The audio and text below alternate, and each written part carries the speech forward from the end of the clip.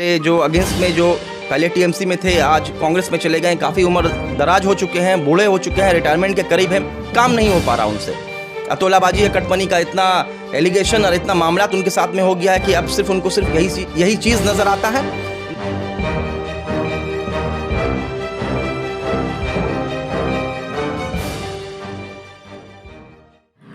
देखिए, ऐसा है कि आप लोग की जानकारी के लिए मैं बता दूं कि इस बार जो टिकट का बंटवारा हुआ है वो बंटवारा हुआ है पीके के टीम के जरिए। पीके के टीम ने पूरे इलाके में, पूरे आसनसोल में और जहाँ जहाँ पर भी इलेक्शन हो रहा है वहाँ पर सर्वे किया जा रहा है। सर्वे करने के बाद किन किन कैंडिडेट पर, किन किन काउंसलर पर क्या क्या इल्ज़ाम था, उसी बुनियाद पर उन्होंने टिकट का बंटवारा किया। मैं आपको बता दूं कि हमारे इस वार्ड के जो साबिक काउंसलर थे, जो कि पहले टीएमसी पार्टी में शामिल थे, उनके खिलाफ में बहुत सारे सीरियस एलिगेशन थे, जैसे ज़मीन चोरी करने का, ज़मीन कब्जा करने का।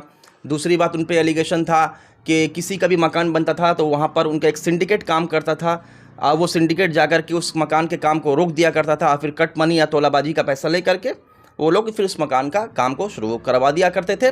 इसी तरह का बहुत सारा एलिगेशन उनके खिलाफ में लगा हुआ था, इसलिए पार्टी ने ये फैसला लिया। उनके खिलाफ में बहुत सारे एलिगेशन, बहुत सारी शिकायत हमारे सीनियर लीडरान को जा रही थी, इसलिए पार्टी ने यही फैसला लिया कि साफ़ सुथरे छवि के अच्छे लोगों को पार्टी में लाया जाएगा, इसलिए मुझे जगह दी गई। देखिए, ऐसा है ना कि पिछले 10 सालों से वो रूलिंग पार्टी में काउंसलर थे, यानी टीएमसी पार्टी में, तो काम उन्होंने नहीं किया, काम टीएमसी पार्टी ने किया, काम टीएमसी बोर्ड ने किया, जो कि आसनसोल म्युनिसिपल कॉरपोरेशन में था। काउंसलर ने तो अपने पॉकेट से कुछ काम नहीं किया। हाँ, अलबत्ता ये हुआ कि इन तमाम कामों में काउंसलर ने कमीशन खाया। बहुत सारे एलिगेशन थे, इसलिए उनको हटाया गया है।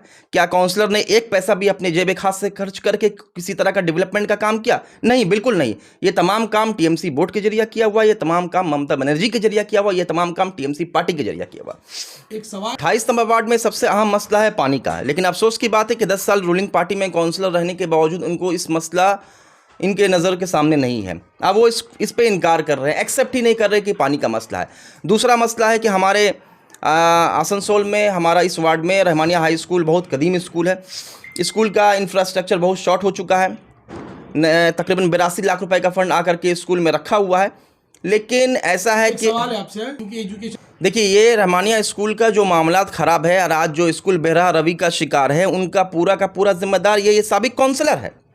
आज स्कूल में जो इस तरह का मामला चल रहा कि टीचरों का कोई टाइम टेबल नहीं है, जो जब आ रहा है, जो जब चाह रहा है चला जा रहा है, तो इसका पूरा का पूरा जिम्मेदार ये है। स्कूल में एक डर और खौफ का माहौल बनाया हुआ है, हेड मास्टर पे उसी तरह का प्रेशर बनाया हुआ है। स्कूल में किसी तरह का कोई डेवलपमेंट का काम नहीं हुआ है। बच्चों से एडमिशन के नाम पर हज़ार रुपए तहसीले जा रहे थे। आज जब हमारे मिनिस्टर मुलाय घटक और इलाकाई लोगों ने जब इस पर आवाज़ उठाई तो आज स्कूल में जेन्युइन फीस लिया जा रहा है, तो वो तो खुद उस अदारे को बर्बाद करने के जिम्मेदार हैं।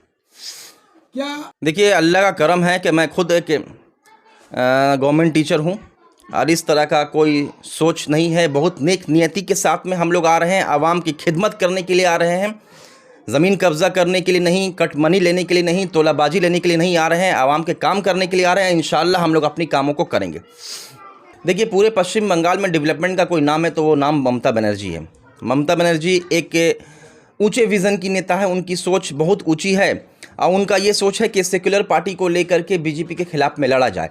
अगर आज वो जाकर के एसपी के मंच में बैठी हुई हैं तो ये इनकी अच्छी सोच है कि तमाम सेक्युलर पार्टी एक जगह हो जाए, मुत्तहद हो जाए और बीजेपी के खिलाफ में पुरजोर तरीके से लड़ाई करें। तो आसनसोल म्युनिसिपल कॉरपोरेशन में इंशाअल्लाह हम लोग 90 से 95 सीट लाएंगे। अब बीजेपी, वहाँ पर तो बीजेपी तीसरे नंबर पे थी, यहाँ पर बीजेपी चौथे नंबर पर रहेगी और कांग्रेस का यहाँ पर कोई वजूद नहीं बचेगा। जिस कांग्रेस का ये आज गुणगान कर रहे हैं वो कांग्रेस कहाँ थी? एनआरसी या सीए के टाइम में जब पूरे पश्चिम बंगाल में एनआरसी या सीए का जोर पकड़ा हुआ तो वो कांग्रेस कहाँ थी? आज सिर्फ और सिर्फ अपने आप को बचाने के लिए वो इस पार्टी में शामिल हुए हैं और इनका कोई मकसद नहीं है।